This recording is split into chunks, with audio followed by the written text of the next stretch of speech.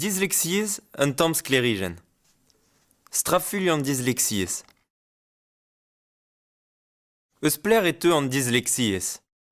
Daou physikour klasker eus kolveur raouz un unan, giropars hag Albert Le Floch hag inig un tamm sclérigen. Daouz ma oa bet deskrivet an dyslexiez e 1860 a pevarugen hag an avezet evel nam a bao e 1930 a pevarugen gant aozadur bedel a yechet emañ bet pred ar vezeien o klas gouzout petaz o pen kaoz d'ar strafulze. Diskoachet e vez aliez e kerz ar vugaleaj pe ar c'henwad dre al len. Veskon e vefe tro 600 million a dud dysleksek dre ar bedol. Pa kerioù en daoulagat. Hervez an daouvreizat e vefe ur guden gant pa kerioù goulou munut tre en daoulagat. Gant an dud n'in ket dysleksek, neus ket an evelep stum d'ar pa kerioù igouse el lagat diou hag el lagat kleiz. Un asymétrie zo. En dud dysleksek eo symétrik stum ar pa kerioù igou en dao lagat. Sonjal a ra d'an dao fizikour e c'hellze diesad al len ma ne zeu ket da ben an empen da ziba betre ar pez a vel dre ul lagat pe egile. Kavout ar symétrie ze en dud a c'hellfe bea un doare eeun da diagnostika straful an dyslexiez. A lamp burzudus.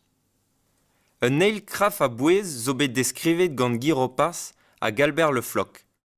Un eannig avez etre stumadur ar skeudenn genta hag ini an ad skeudenn direnk en diou an terren eus an empen. Ijinet o deus un asez lamp stroboskopek.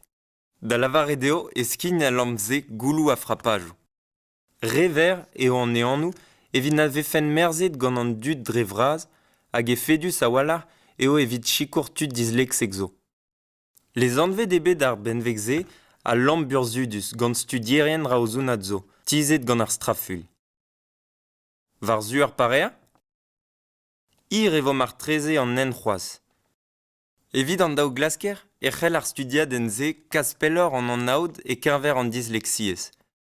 A lamp ze, a teknikou nevezal, a c'hell fechi kourtud d'alen plean a distraful.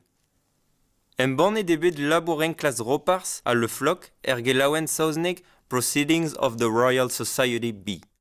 Ac'hant da neuze, evit chikour ar bugel laket diez irio an deiz gant ar strafulze eo ambroug ar famil, ar skol, ar vezeien hag ar c'hevredigezhioù ar benik a gant c'hoaz da gent a pen.